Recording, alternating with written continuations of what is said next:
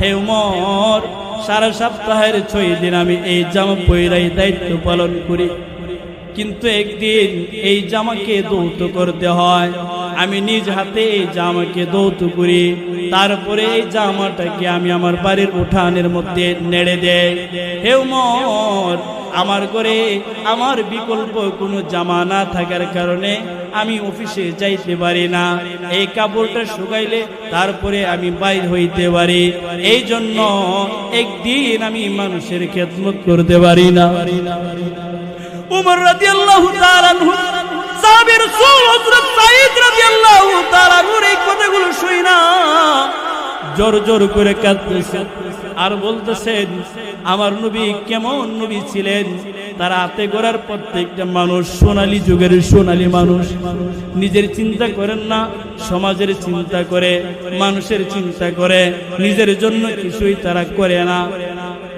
হে সাঈদ, 4 নম্বর অভিযোগ, তুমি মানুষের সাথে বসে থাকো, আবার মাঝে মধ্যে তুমি চিৎকার মেরে উঠো, করে কান্না করে উঠো। হযরত সাঈদ ইবনে ওমর তিনি আবারও কাঁদতেছেন, উচ্চ কণ্ঠে কাঁদতে কাঁদতে বলতেছেন, হে ওমর, নবী বলেছে সাবাতু ইউযিল্লুহুমুল্লাহু তাআলা ফি যিল্লিহি ইয়াওমা লা যিল্লা ইল্লা যিল্লুহু আল ইমামুল আদিল। নবী বলেছেন, কিয়ামতের মাঠে মানুষের মাথার উপরে সূর্য করে দিয়েছি, তখনই আমার চোখের সামনে গুলো জাহান্নামের আযাব, কবরের আযাব, হাসরের মাঠের আযাব গুলো পাইসা ওঠে।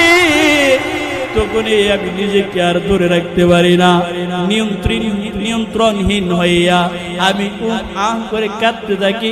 না জানে এই যে শাসকের বার আমার কাঁধে পড়েছে, না জানে আল্লাহ এই শাসকের যদি আমার দ্বারা জুলুম হয়ে যায়, না জানি এই জুলুমের কারণে আল্লাহ আমাকে জাহান্নামে নিক্ষেপ করে। মুহতারাম হাজিরিন, এরা ছিলেন আল্লাহর ওলি, এরা ছিলেন আমার নবীর হাতে গড়া ওলি। ঈমানও আছে, আবার দিলের ভিতরে আল্লাহর ভয় আছে, কাজ করে তারপর আল্লাহর ভয়। ও বাবা, ও যুবক ভাই, আল্লাহর ওলি হইতে কোনো মাজারের প্রয়োজন নাই, আল্লাহর ওলি হইতে লাল কাপড়ের প্রয়োজন নাই, আল্লাহর ওলি হইতে জট লাগানোর প্রয়োজন নাই, আল্লাহর ওলি হইতে ঘর বাড়ি ছাইরা, পরিবার ছাইরা, এই বিরামহীন ভাবে মানুষের সৈন্য সারা পাগল হয়ে ঘুরবার দরকার নাই। আল্লাহর ওলি হইতে গেলে কঠিন কোনো শর্ত লাগে না। আল্লাহ তাআলা আল্লাহর বন্ধু বানাইবেন মাত্র 2টা শর্তের মাধ্যমে, 2 গুণের মাধ্যমে। ও বাবা, আমি যদি এই জমিন